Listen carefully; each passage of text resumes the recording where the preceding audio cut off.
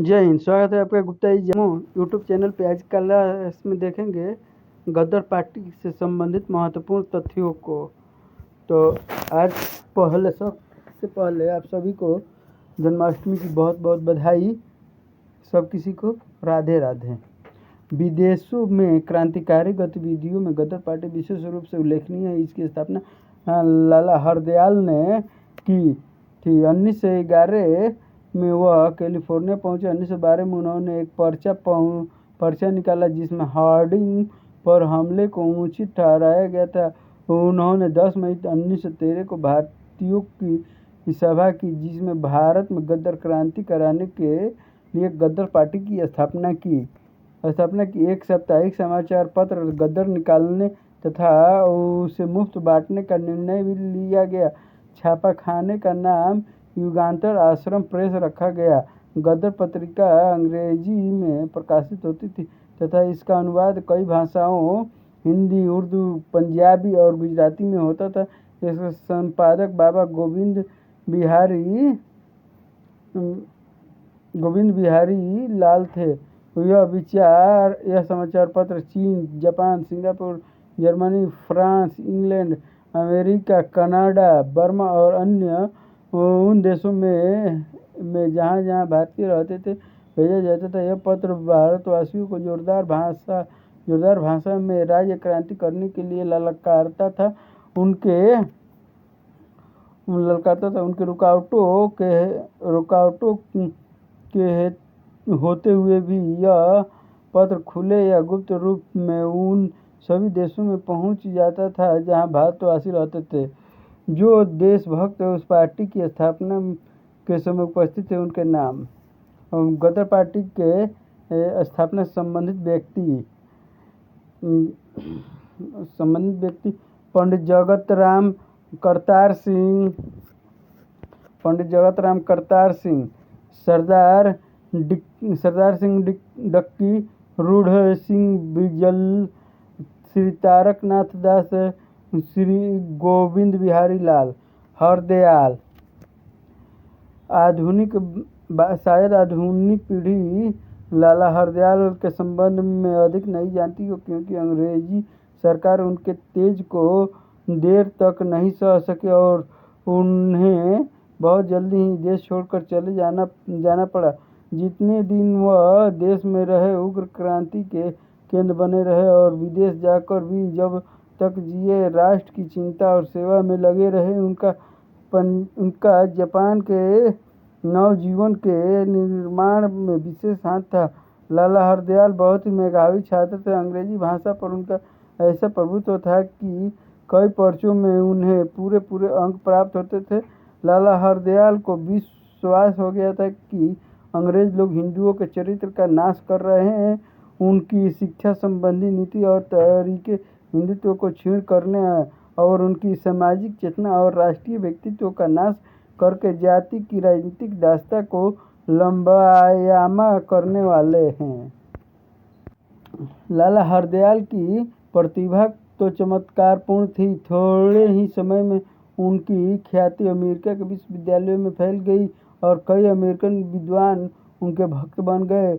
वहाँ के कई समाचार पत्रों में उन्हें हिंदू ऋषि की उपाधि दी। गदर पार्टी का उद्देश्य भारत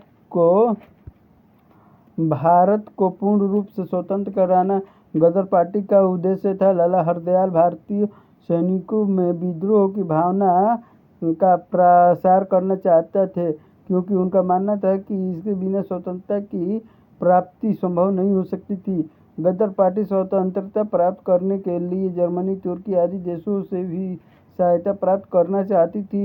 युद्ध आरंभ होने पर इंग्लैंड के कहने पर अमेरिका ने लाला हरदयाल को देश से निकाल दिया। हरदयाल ने जर्मनी में अपना ठिकाना बना लिया। वहाँ उन्होंने भारतीय स्वतंत्रता समिति की स्थापना की। उनकी प्रेरणा से काबुल में अस्थायी सरकार बनाई गई, जिसके अध्यक्ष राजा महेंद्र प्रताप थे। उन्होंने काबुल में रहकर भारत में क्रांति करने की योजना बनाई। क्रांति की योजना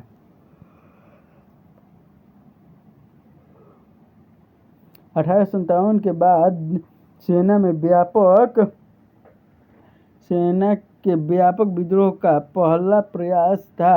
योजना यह थी कि ईरान अब इराक, अफगानिस्तान के मुसलमानों का सहयोग लेते हुए तथा पंजाब में सिखों का सहयोग लेते हुए अंग्रेजों के विरुद्ध सैनिक कार्रवाई की जाए। इस उद्देश्य से भारत में गोला बारूद और अस्त्र भेजे गए।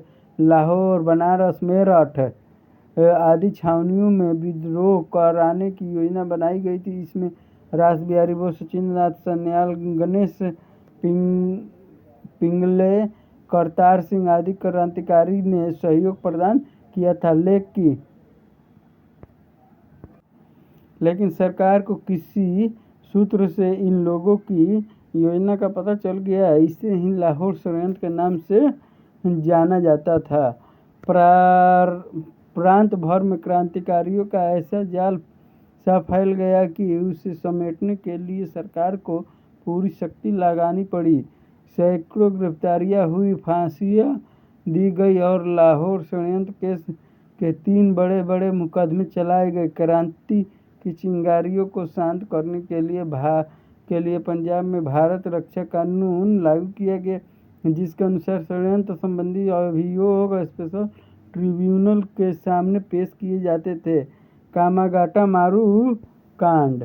कामागाटा मारू जो है ये बहुत ही क्या बोला जाता है प्रसिद्ध है और इससे संबंधित अक्सर परीक्षा में पूछे जाते हैं। कामागाटा मारू जहाज का नाम है जिसको किराए पर लिया गया था।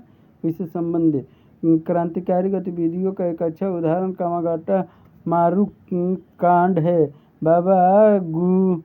बाबा गुरुदत्त सिंह ने कामागाटा मारू नाम के जहाज को भाड़े पर लिया। इसमें सवार होकर 350 से अधिक पंजाबी, सिख, मुसलमान कनाडा के वैंकावर बंदरगाह पहुंचे। उनका उद्देश्य कनाडा में बसना था, लेकिन कनाडा सरकार द्वारा उन्हें उतरने की अनुमति नहीं दी जाने से उन्हें वापस कलकत्ता आना पड़ा। कलकत्ता में बाबा गुरुदत्त सिंह को गिरफ्तार करने का प्रयत्न किया गया, लेकिन वह बच कर निकल गए।